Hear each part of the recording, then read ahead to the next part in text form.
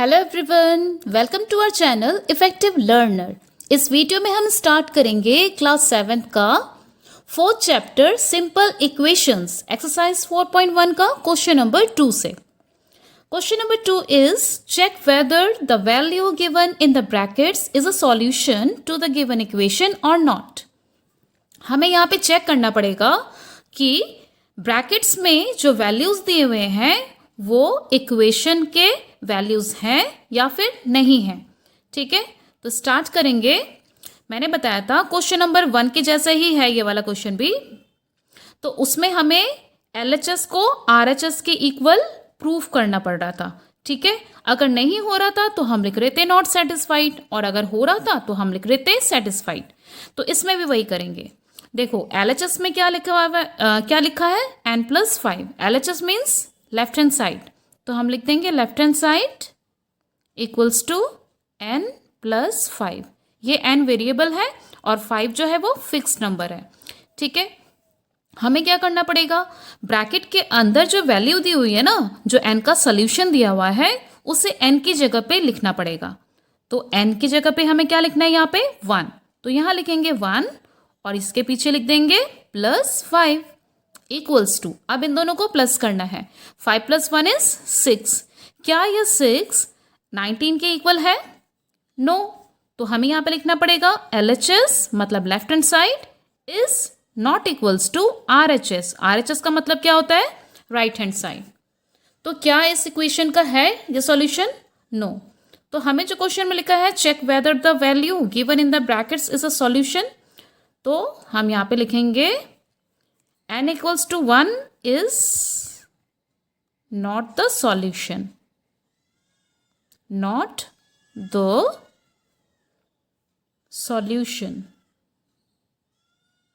ये इसका सॉल्यूशन नहीं है। ओके, अब करेंगे इसका सेकंड पार्ट। इस बार हमें दिया हुआ है LHS में 7n + 5 इक्वल्स टू 19। तो LHS जो है उसको लिख लेते हैं हम लेफ्ट हैंड साइड में 7n + 5 इक्वल्स टू, हमें क्या करना पड़ेगा, हमें जो n की वैल्यू दी हुई है उसको n की जगह पे लिखना है। उससे पहले ये दिखना पड़ेगा जो 7 और n है इसके बीच में क्या रिलेशन है, 7 n के बीच में मल्टीप्लाई का रिलेशन है, ये हमें याद रखना है। ठीक है, 7 × n की जगह पे हम लिख देंगे -2, तो यहाँ -2 लिख के इसे ब्रैकेट में रखना पड़ेगा, क्योंकि दो साइन एक साथ कैसे आ सकते हैं। ओके, अब हम लिखेंगे +5, यहाँ आ जाएगा +5। नेक्स्ट स्टेप में 7 को 2 से मल्टीप्लाई करेंगे, 7 2 = 14 प्लस माइनस साइन आएगा। ठीक है, साइन अगर नहीं लगाएंगे तो आंसर भी नहीं आएगा। +5 लिखेंगे इक्वल्स टू, अब क्या करना है, माइनस प्लस माइनस करेंगे, 14 में से 5 जाएगा तो 9 बचेगा। और साइन किसका लगाया जाता है, जो बड़ा होता है। तो बड़ा यहाँ पे 14 है, इट मीन्स हमें यहाँ पे माइनस का साइन लगाना है। अब चेक करना है -19 और 19 ये दोनों इक्वल नहीं है, तो हम लिखेंगे LHS is not equals to RHS। दोनों अनइक्वल हैं, और अगर अनइक्वल हुए it means the equation, the solution n equals to -2, it is not the solution of the given equation. तो हम यहाँ पे लिख सकते हैं, यहाँ पे लिख लेते हैं n equals to -2 is not the solution. इतना लिखने से भी हो जाएगा, और अगर फुल लिखना चाहते हो तो क्या लिखना पड़ेगा, is not the solution of the given equation. जो इक्वेशन दिया हुआ है उसका ये सॉल्यूशन नहीं है। क्यों नहीं है, क्योंकि LHS RHS के इक्वल नहीं है, दैट्स वाई। यहाँ लगा लेंगे देयरफॉर का साइन, देयरफॉर। अब नंबर C में देखो, नंबर C में जो LHS है उसको पहले हम उतार लेते हैं। यहाँ पे ये है 7n + 5 इक्वल्स टू, अब देखो 7 and n इनके बीच में क्या रिलेशन है, इनके बीच में मल्टीप्लाई का रिलेशन है। तो हमें यहाँ पे 7 × n की जगह पे जो वैल्यू दी हुई है उसे लिखना पड़ेगा। तो ये है 2, हम भी लिख देंगे 2। उसके बाद क्या करना है, +5 को उतारना है, तो +5 एज इट इज़ आ जाएगा। नेक्स्ट स्टेप में 7 and 2 मल्टीप्लाई होंगे। 7 को 2 से मल्टीप्लाई करके 14 और इसके साथ +5 लिखेंगे। अब 14 + 5 कितना होता है 19। अब ये 19 और ये 19 दोनों इक्वल हो गए। इक्वल होने से हमें लिखना पड़ेगा LHS is equal to RHS। It means what? It means हमारा यहाँ पे इक्वेशन सेटिस्फाई हो गया ना। तो n = 2 इस इक्वेशन का सॉल्यूशन है। सो हम लिखेंगे n = 2, therefore n = 2 is the solution. It is the solution of the given equation. हम सिर्फ इतना लिख लेते हैं, n = 2 is the solution. Clear? Number D में देखो क्या दिया हुआ है। नंबर डी में जो LHS है वो दिया है 4p - 3। 4p - 3 में जो 4p है यहाँ पे 4 and p के बीच में मल्टीप्लाई का रिलेशन है, तो इसे हमें ध्यान में रखना पड़ेगा। तो हम लिखेंगे 4 × p की जगह पे क्या लिखना है 1, तो यहाँ पे 1 आ जाएगा। फिर हमें लिखना है -3 as it is equals to 4 को 1 से मल्टीप्लाई करके क्या आएगा 4 और यहाँ पे -3।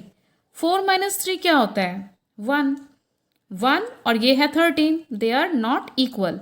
तो हमें लिखना पड़ेगा LHS is not equals to RHS। दोनों आपस में इक्वल नहीं है।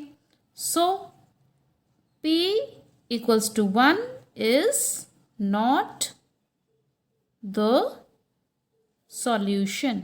ये इसका सॉल्यूशन भी नहीं है। Okay, now the next one. Number E में देखो। अब नंबर ई में हमें जो LHS दिया हुआ है वो दिया है 4p - 3। 4 and p इन दोनों के बीच में मल्टीप्लाई का रिलेशन है, ठीक है।